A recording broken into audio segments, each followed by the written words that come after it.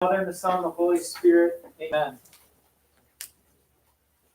Hail Mary, full of grace, the Lord is with thee. Blessed art thou among women, and blessed is the fruit of thy womb, Jesus. Holy Mary, Mother of God, pray for us sinners now and at the hour of our death. Amen. Saint Augustine, Saint Robert Bellarmine, Tyrant Martyrs, in the Father, Son, Holy Spirit. Excuse me, sir. I wanted to jump into this. This is our late house. We're here for signal. Okay, go ahead and just take the back seat. Thank you. All right, so you guys started reading the dialogue. Who here had a hard time with it? Michael did. Sam did. All right, Spencer, Kaylee, you pretty much were able to follow what was going on. Okay. All right. Yeah. It's not an incredibly difficult text in terms of vocabulary. I think it's just it requires a lot of sustained concentration, sustained attention to keep up with it. Spencer. I still kind of remember it from Rhetoric last year because we read. Did we read all of Gorgias or did we read part of it? You know, I think we did read some of Gorgias and Rhetoric. Yes, we would have read because they're talking about rhetoric, right? Yeah. That's the main topic for the start. All right, so what we're going to do in class today is just kind of outline what Plato's trying to accomplish with this dialogue, and then we'll follow some of the beats of the argument so that if you had trouble following along, you can maybe start piecing together what they're saying. And now that once you have a clear idea of what it is that they're saying when you go to do the homework tonight, you can follow the whole text through. Michael. My favorite one there was that when he said that when Socrates was mentioning that one of the other guys had answered a question that nobody asked. I thought that was pretty funny. Yes, yeah. Polus is quite a character. And it's actually, he's pretty comically annoying. He comes back in the dialogue, as you'll see in the homework tonight. All right, so in this dialogue, Plato's trying to achieve the following.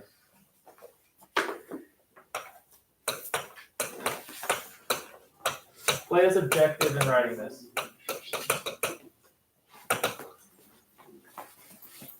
It's to demonstrate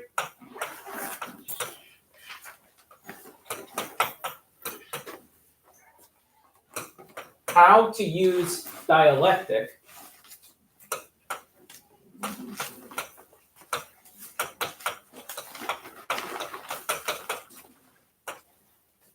and what sets it apart from rhetoric.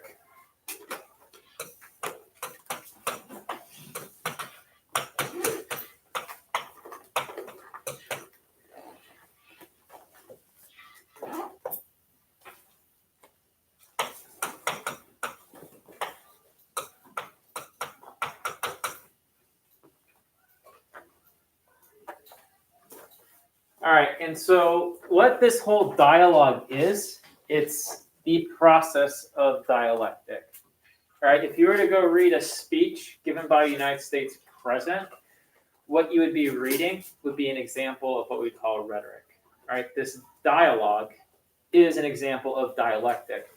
And in this example of dialectic, Plato gives out the rules of dialectic, and he gives out some different methods of how to practice dialectic.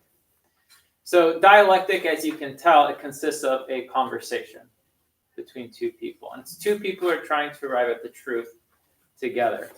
So one of the means that you can use, one of the tools of dialectic, is called the method of division.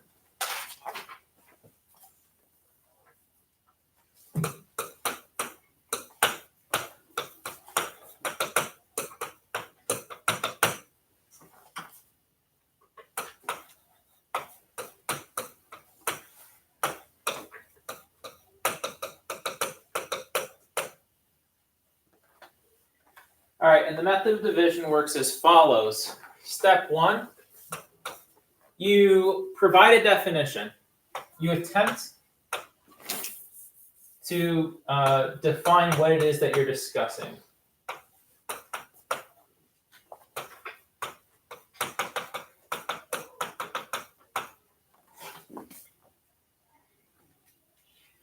once you put out your first definition,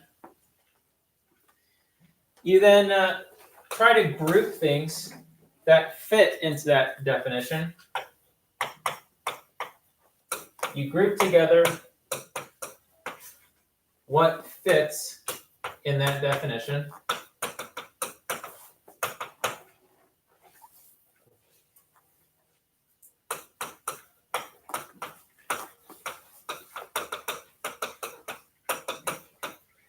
And then the third step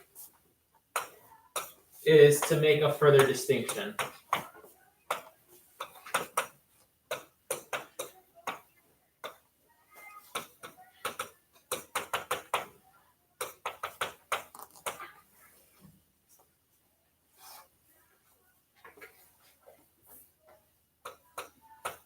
You make a further distinction. And then that new distinction that you make, you come up with an amended definition, a better one. So let's just try an example of this. Sam, give me a definition of a desk. A table used for school that you put your books on. Okay. Sam's definition was a table that you can use at school to put your books on. Now, Samwise, is not that table in the back of the classroom a table used for school upon which people can put their desks? Okay.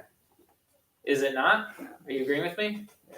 Yes. Okay, it is. So, my good Samwise, would you consider that to be a desk in the back there? No. Okay. Well, then how shall we approach this? We need to make a distinction A smaller. that would separate A smaller desk. table. from the table. Spencer? Well, which type of desk are you talking about? Like a desk like that or a desk like that? There are many types of desks, are they not? Yeah. So Are you talking we would about want a school desk? definition that encompasses all desks. Oh, okay. So, a desk.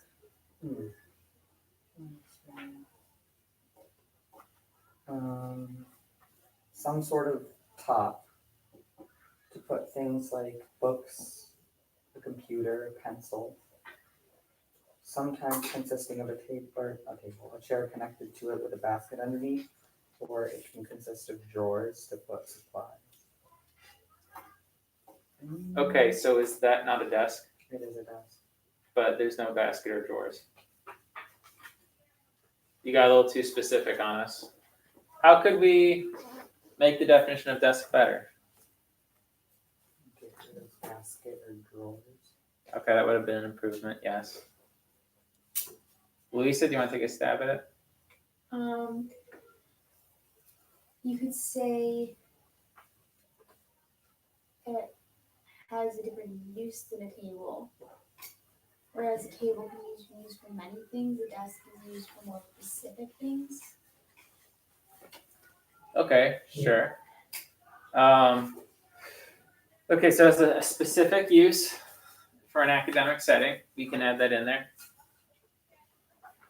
All right, it is a small table paired with a chair for an academic purpose. Okay, that kind of seems to narrow it down significantly, right? Because there's desks with the chairs attached. Then there's also a freestanding desk where you have to pull up a chair to it. So you don't want to say it's just a chair with a table attached to it, right? Because that doesn't include all desks. But if you say it's a table, a small tabletop made for individual use in an academic setting, paired with a chair. Well, now we got a little bit closer. Okay, you see how difficult that was? And we were trying to describe a desk. Okay, imagine trying to talk about something like justice or virtue, something a little bit more abstract. All right, but just as we were kind of going through a dialectic process to try to come up with a good definition of a desk, you can do that same process to try to come up with the definition of something like justice or virtue. So, in dialectic, we talked about the method of division. There's also 3 basic questions of dialectic.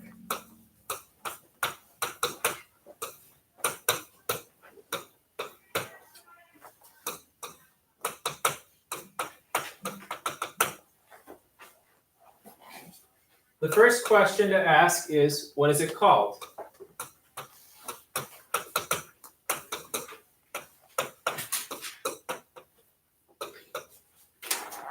So when I asked Sam about desks, I jumped a little bit ahead. I should have just asked him, really, what is this thing called up here? Right? That's the first question. Then you can get the name of the thing. The second question is you ask, okay, you told me what it's called. Now what is it? What is a desk? And that's where we started off, Sam. Okay. And then the third question, which was essentially my follow-up to Sam, was how is it different from other things?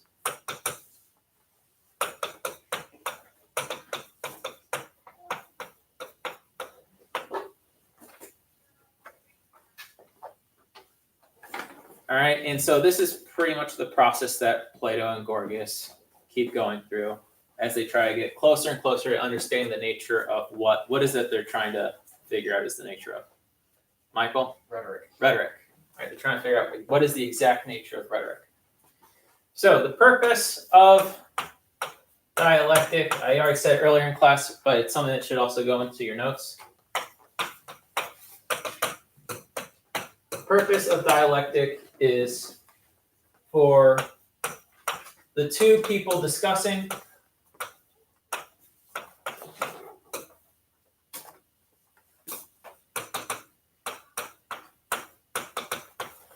to arrive at truth.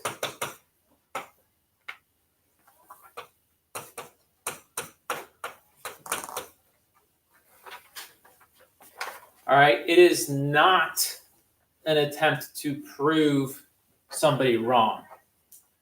In fact, when you're going into dialectic, one of the rules that we'll see is that you have to be open yourself to possibly being in the wrong. All right, if the person points out a flaw in what you are saying. That is very different from the art of rhetoric, where one of the parts of rhetoric is one of the things that you can do with rhetoric is, why is it not calling me? You make your opponent look bad. You criticize the opponent. You degrade, expose. You make them look like they don't know what they're talking about. There's a word for that. I just can't remember it. A fool? You make them look like a fool. Sure. Yeah. It's not disavow. It's not dis. Did we learn this word last year? No, I don't think so. It's not like an uncommon word. It's another normal. Disparage the opponent. Discourage? Not discourage. Disprove? Not even really disprove with rhetoric. You just want to basically show other people that this person's an idiot. Yeah. There's a word for that, but I can't remember it. Oh well, we have to move on. So after stating the purpose of dialectic in the dialogue, okay, Plato explains to Gorgias that this is his objective, right? When he's talking to Gorgias about, look, I'm going to ask you questions, and I want you to just give me straight answers. Don't be a big mouth like that Polis guy. I think I know what you're going to say, Gorgias, but I'm not going to assume that I know what you say. We're just going to do this in question form, so we let the argument proceed. All right, so in page 35 of your text is where you get the first rule of dialectic that must be followed. And rule number 1 is define your terms.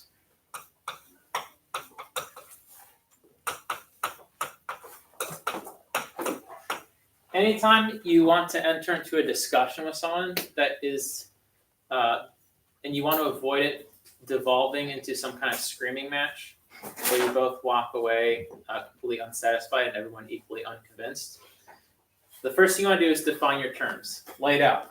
That's why Plato, or Socrates in the dialogue, is going through the pains of asking, explain to me what rhetoric is. All right. Once you can explain to me what rhetoric is and we got a good definition, then we can talk about whether or not rhetoric is worthwhile. Yes. Wouldn't the definition be art of persuasion? That is one of the provided definitions, but Socrates isn't satisfied with that, and we'll be walking through that process after we go through the rules. So the second rule is to seek mutual benefit.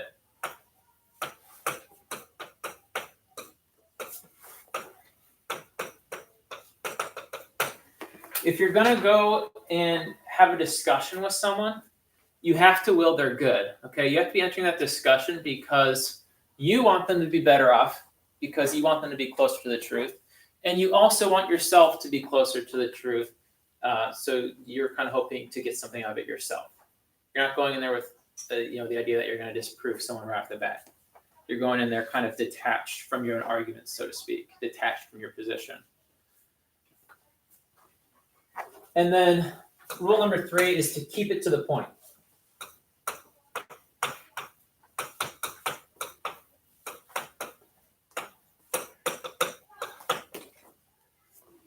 All right, no unnecessary embellishments, no flowery language, no jumping off on tangents that are completely irrelevant. All right, so now what we're going to do is we're just going to kind of step through the dialogue together. So, what is Gorgias? What does he call himself? Michael? A rhetorician. Rhetorician, very good. With what is rhetoric concerned with, Spencer? Huh? What is rhetoric concerned with?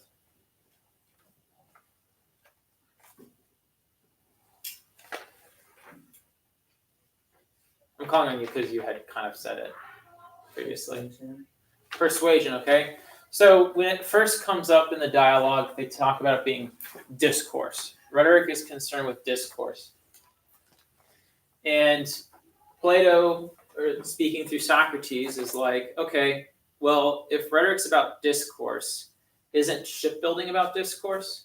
Can't someone be a shipbuilder and they could have a discussion and explain to you the process of shipbuilding?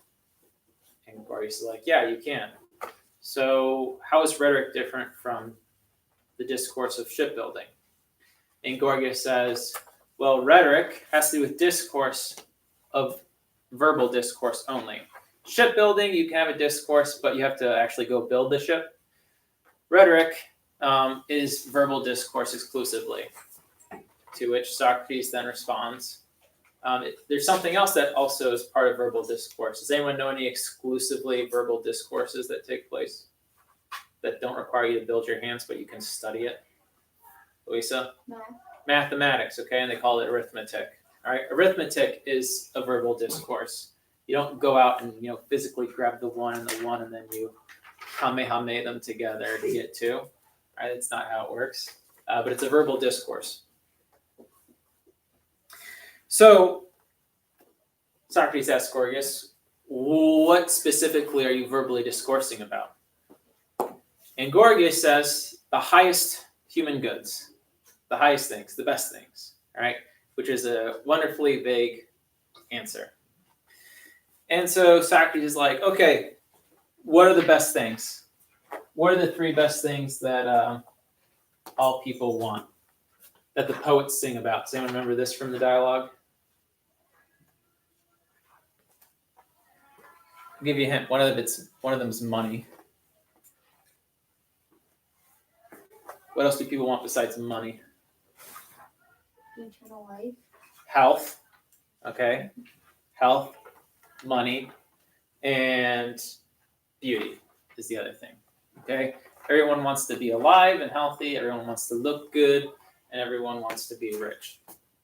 So, Gorgias, does rhetoric have to do with the art of money making and the art of becoming beautiful and the art of health? And Socrates points out, look, if you claim that rhetoric can do that, who's going to come after you? Who's going to say Gorgias is wrong about health? Where would you go to study the discourse of health? Would you go to a rhetorician for that? Where would you go? A physician. A physician, a doctor. Okay. Where would you go to someone to learn to go have discourse about the art of money making? A businessman. A banker, an investor. Okay. They could tell you about money making.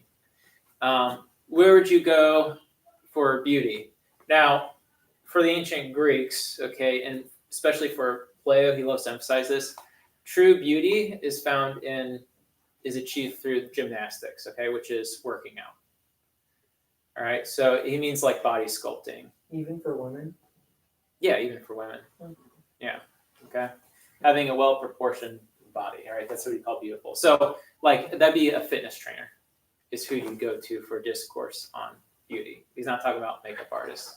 Plato hates makeup artists. It's kind of funny, actually. That comes later in the dialogue, though. He doesn't actually hate. Don't feel personally attacked. All right, so Socrates points out to Gorgias, you say rhetoric treats of the highest human goods, but guess what? The banker, the personal trainer, and the doctor have you beat. So can you mind telling me exactly, again, what is that rhetoric deals with? And so Gorgias then says, okay, you're right. Rhetoric is the art of persuasion. It's so you can persuade people. So say a man doesn't want to take his medicine from the doctor. I can go to the guy and I could convince him to take his medicine.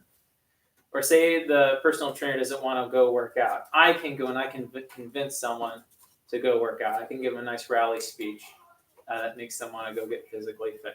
So it's the art of persuasion. And Socrates asks him, all right, what are you specifically persuading about? And Gorgias' response is about the just and the unjust. You can persuade people in a court of law specifically about what is just and what is unjust. All right, so at this point in junction in the dialogue, we get another important distinction that you're going to want to keep track of. And that's the difference between belief and knowledge.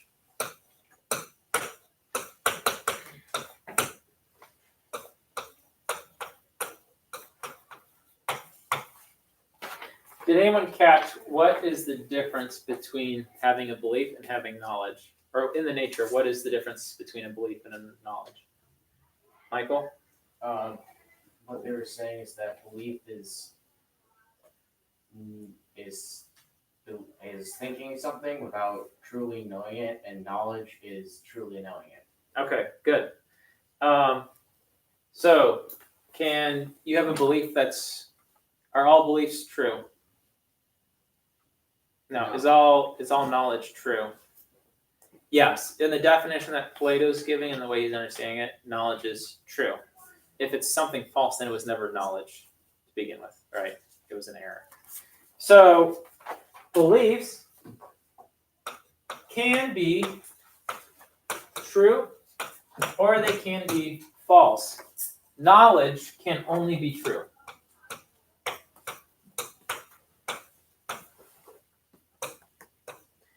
All right, so Socrates and Gorgias have this little side discussion about belief and knowledge, and then once they come to mutual agreement on that this is the case, they then proceed with inquiry into rhetoric. So, if rhetoric is going to persuade people, what does it give people? Does it give them beliefs or does it give them knowledge? Beliefs. Yes, it gives them beliefs, okay? So, rhetoric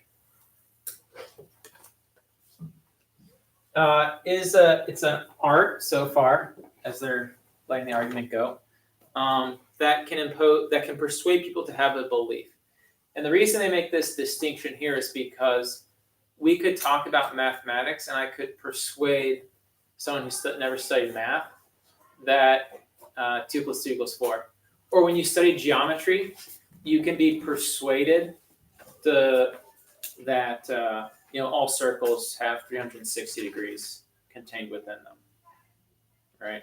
Yes, Spencer. But that would be true, because they all do. Yeah, it's true. You can have beliefs that are true, right? So for example, going back to the circle example, I would probably have a belief that the circle is 360 degrees because I don't know the demonstration off the top of my head how I'd actually prove that to you. Short of just getting a compass and doing a trolley thing, but I even know how to I don't know how to use a compass. It's been a really long time. All right.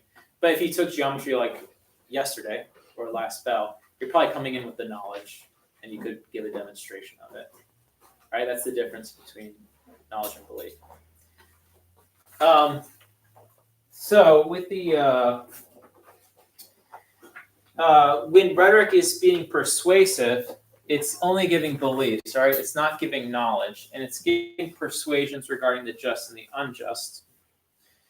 And the in regards to persuading people about the just or the unjust, it gives a belief, and that the problem is the belief can be either true or false. Now, who does rhetoric work on specifically? Do you practice rhetoric in a one-on-one setting, Louisa? I feel like it's more for the group of people. It's for the multitude, Gorgias admits. And then do you remember what Socrates says in response when Gorgias says, rhetoric is for persuading the multitude?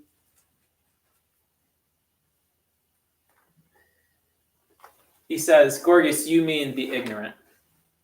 It doesn't just persuade the multitude, it persuades people who are ignorant. So if you didn't know anything about, let me try to think of an example. Say you don't know anything about philosophy. I could get up here and try to persuade you some rhetoric about what philosophy is. And I would persuade you because you guys never studied philosophy, you're kind of ignorant. Now, if my brother, who's getting his PhD in philosophy, came in here and watched my lecture, I would not have a very good chance of persuading him because he actually knows a lot more about philosophy than I do. Okay, if I was to be practicing rhetoric, straying from what's true. Okay, so rhetoric is the art of persuasion.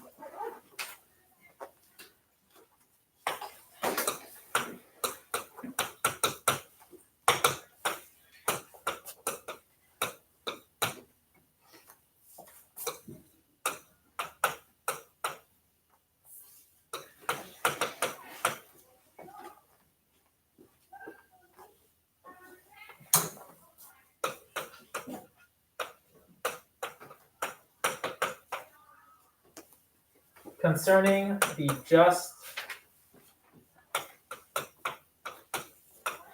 and unjust. All right, or it's the art of persuading, sorry, I'm going to add in here, persuading the ignorant. The art of persuading ignorant people about what is just and unjust.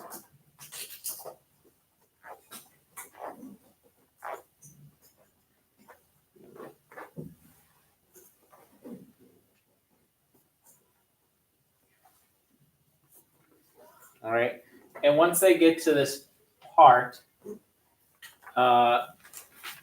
Gorgias is starting to realize that his position is falling apart because Plato's talking about, look, if you're dealing with the ignorant and people who are rhetoricians can go out and they can they can impose a false belief on someone, they can persuade people of what's wrong, then the person who studies rhetoric does not actually know what's just. He doesn't actually know what's unjust. Because if the person who studied rhetoric really knew what was just, right, if he actually knew what justice was and he knew how attractive that virtue was, and it was really something he possessed, he would never go out and use rhetoric in a bad manner and give people a false opinion. Or he would never go out and abuse his power. And so, Gorgias, Plato says, rhetoric actually has absolutely nothing to do with what's just and unjust. Rhetoric is nothing more than just persuading the ignorant about anything. And once they kind of get to that conclusion, Polus chimes in again. And he says, stop your debate, Socrates. I'll prove you wrong, because I'm smarter than Gorgias. He believes, even though he's Gorgias' poop bull. All right, any questions up to this point? All All right, so know the rules of dialectic, know the method of division. If you study the rules of dialectic, it's just 3. I mean, keep them in mind. They're worth knowing for the rest of your life. You're going to be well equipped to handle any discussion. You'll have to be much more effective in discussions than people who have not studied this text. Okay, this is how you actually persuade people, but you persuade them in a way that is actually meaningful because it's an attempt to arrive at knowledge. You're not just imposing some kind of belief.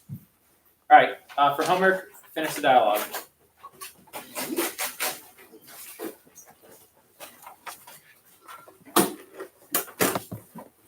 Wait, so we only have this Wednesday and Thursday, right? That's correct.